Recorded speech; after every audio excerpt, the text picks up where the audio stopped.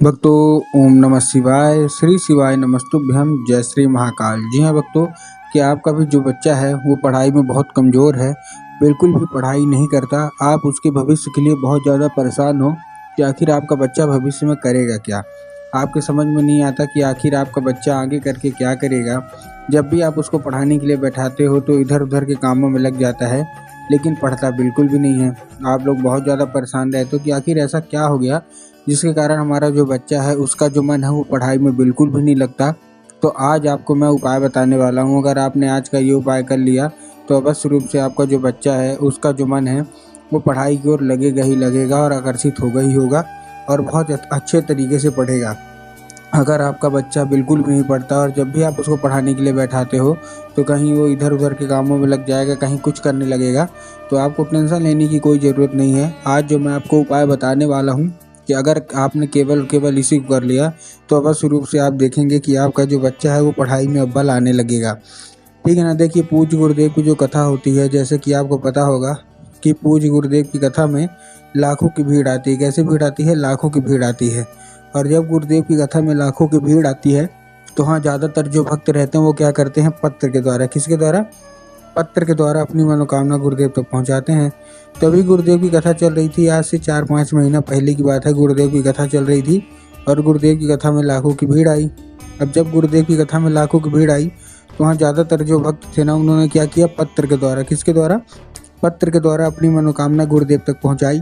अब जब गुरुदेव के पास पत्र पहुँचा और गुरुदेव ने पत्र पढ़ा तो वहाँ गुरुदेव ने देखा कि ज़्यादातर लोगों का जो मनोकामना है, जो माता पिता हैं उन्हीं की मनोकामना है कि गुरुदेव, हमारा जो बच्चा है उसका जो मन है, इच्छा है, वो पढ़ाई में बिल्कुल भी नहीं लगती।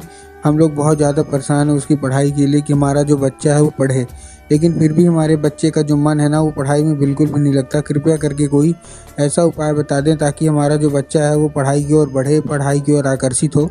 हम लोग बहुत ज़्यादा परेशान हैं। जब गुरुदेव ने ये देखा, ये सुना, तब गुरुदेव ने 2 से 3 उपाय बताए और कहा केवल और केवल ये उपाय कर लेना, तुम्हारा जो भी बच्चा है अवश्य रूप से पढ़ाई की ओर आकर्षित होगा ही होगा। अब जब गुरुदेव ने ये उपाय बताया तो लोगों ने जा जाके इस उपाय को घर में करना शुरू कर दिया। अब जैसे ही लोगों ने जा जाके इस उपाय को घर में करना शुरू कर दिया, वही लोग गुरुदेव की कथा में मात्र 1 से 1.5 महीने के बाद वापस आए। अब जब वही लोग गुरुदेव की कथा में वापस आए तो उन्होंने क्या किया, फिर से एक बार गुरुदेव को पत्र लिखा।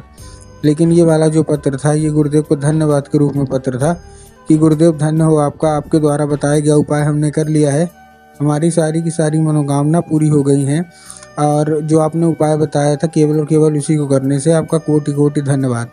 तो देखिए, जो लोग भी मेरी आवाज़ सुन रहे हैं ना, अगर आपको भी जानना है कि आखिर ऐसा कौन सा उपाय है जिसको करने मात्र से जो बच्चे होते हैं वो पढ़ाई की ओर आकर्षित होने लगते हैं और मात्र 1 से 1.5 महीने के अंदर पढ़ाई करने लगते हैं, तो चलिए हम बताते हैं आपको आज की इस वीडियो के माध्यम से कि आपको करना क्या है।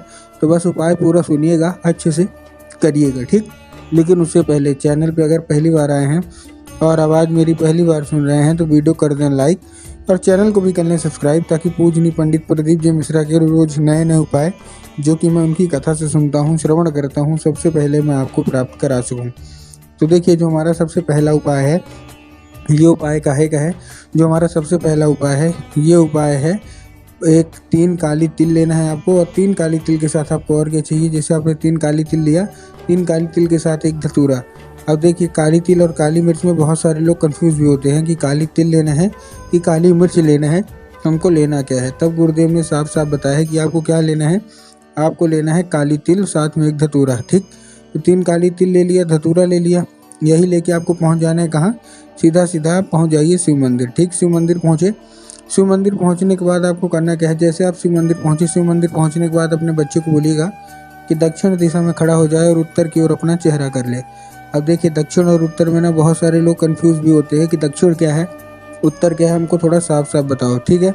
तो क्या होगा, जैसे खड़े हो गए, बहुत सारे लोग कंफ्यूज भी होते हैं कि दक्षिण क्या है, उत्तर क्या है। तब गुरुदेव ने साफ साफ बताया, शिव मंदिर की जिधर साइड जलाधारी हो आपको अपना चेहरा उधर साइड करके खड़े होना है, ठीक। खड़े हो गए, खड़े होने के बाद आपको एक नाम लेके, कौन सा, महादेव का बहुत ही सुंदर सा नाम है, श्रम्भेश्वर महादेव।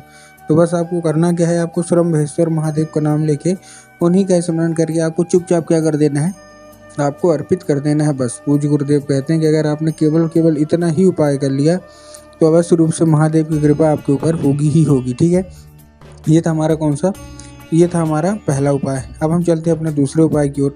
अब देखिए जो हमारा दूसरा उपाय है, दूसरा उपाय कौन सा है। इस उपाय के लिए जितने भी माता पिता है ना, उनको ये उपाय करना है। अब करेंगे कैसे वो भी हम लोग समझ लेते हैं। इस उपाय के लिए आपको चाहिए क्या क्या। इस उपाय के लिए सबसे पहले आपको एक लाल फूल चाहिए। क्या चाहिए, केवल और केवल एक लाल फूल। अब लाल फूल कोई सा भी हो सकता है, गुलाब का ले लीजिए, गुड़हल का ले लीजिए, जो भी आपको पसंद आए आप लाल फूल ले लीजिए। बस वो लाल फूल कहीं से भी कटा फटा नहीं होना चाहिए, कहीं से भी खंडित नहीं होना चाहिए, ये चीज़ आपको ध्यान रखना है। ठीक, ले लिया फूल। फूल लेने के बाद आपको एक चीज़ का ध्यान रखना है कि जो फूल है, ये सबसे जो उपाय करेंगे, ये उपाय आपको अपने घर में ही करना है। मतलब आपको और कहीं जाने की ज़रूरत नहीं है। और इस उपाय के लिए आपके घर में माता सरस्वती की फ़ोटो होना अति अनिवार्य है। अगर आपके घर में माता सरस्वती की फ़ोटो या मूर्ति है तब तो अच्छी बात है, लेकिन अगर नहीं है तो आपको बाज़ार जाना है, माता सरस्वती की फ़ोटो या मूर्ति लाना है अपने घर और उनको स्थान देना है। ठीक, दे दिया। देने के बाद आपको करना क्या है, जैसे आपने स्थान दे दिया, स्थान देने के बाद शाम के वक्त जब आपके घर में पूजा पाठ हो तो आपको वही लाल फूल क्या करना है, आपको अर्पित करना है। किसको, आपको अर्पित करना है माता सरस्वती को। और माता से उसको औषधि के रूप में मांगना है कि माता कृपया करके हमको इसको औषधि के रूप में प्रदान करिए। हमारा जो बच्चा है वो मन उसका है एक भी पढ़ाई में नहीं लगता। अब क्या होगा, अब वो औषधि का रूप ले लेगा। तो बस आपको करना क्या है, आपको चुपचाप से वही लाल फूल रात को उठाना है और उसके माथे पे आपको 2 से 3 बार चुपचाप फेर देना है बस। पूज्य गुरुदेव कहते हैं कि जैसे ही आप वो फेरेंगे तो उस फूल के जरिए स्वयं माता सरस्वती उसके दिमाग में प्रवेश करेंगी और उसका जितना भी दिमाग इधर उधर के कामों में लगता था वहाँ से ना लग के केवल और केवल उसका जो मन है ना वो पढ़ाई की ओर लगेगा ही लगेगा। ठीक है, ये था हमारा कौन सा, ये था हमारा दूसरा उपाय। अब हम चलते हैं अपने तीसरे और आखिरी उपाय की ओर। अब देखिए जो तीसरा और आखिरी उपाय है, इसमें आपको करना क्या है। इस उपाय में सबसे सिंपल सा, आपको एक पान का पत्ता लेना है और पान के पत्ते के ऊपर आपको शहद का लेपन कर देना है। क्या करना है, पान के पत्ते के ऊपर शहद का लेपन। ठीक, कर दिया शहद का लेपन। शहद का लेपन करने के बाद आपको करना क्या है, जैसे आपने शहद का लेपन किया, शहद का लेपन करने के बाद अपने बच्चे के हाथ में दे दीजिए। और ध्यान रखिएगा कि जो पान का पत्ता है, जो चिकना साइड होगा उधर साइड ही आपको शहद का लेपन करना है। ठीक, कर दिए। अब करने के बाद आपको करना क्या है, करने के बाद अपने बच्चे के हाथ में दे के भेजिए सीधे सीधे शिव मंदिर। अब आपके दिमाग में आएगा कि शिव मंदिर भेजने हैं, और शिव मंदिर भेजने के बाद हम क्या करेंगे, सीधे बाबा भोलेनाथ के ऊपर अर्पित करवा देंगे, जो कि गलत है। आपको बाबा भोलेनाथ के ऊपर अर्पित नहीं करवाना। आपको कहाँ अर्पित करना है, आपको अर्पित करना है माता शोक सुंदरी के ऊपर। अब देखिए जिनको पता है कि माता शोक सुंदरी की जगह कहाँ होती है उनका तो ठीक, लेकिन कुछ लोग ऐसे भी हैं जिनको ये नहीं पता कि माता शोक सुंदरी की जगह होती कहाँ है। तब गुरुदेव ने साफ साफ बताया कि जो जलाधारी है, जलाधारी बिल्कुल बीचों बीच माता शोक सुंदरी की जगह होती है। तो बस आपको करना क्या है, माता शोक सुंदरी की जगह पे आपको चुपचाप से क्या कर देना है, अर्पित कर देना है बस। पूज्य गुरुदेव कहते हैं कि एक बार करके देखिए, अवश्य रूप से आपका बच्चा पढ़ाई की ओर आकर्षित होगा ही होगा।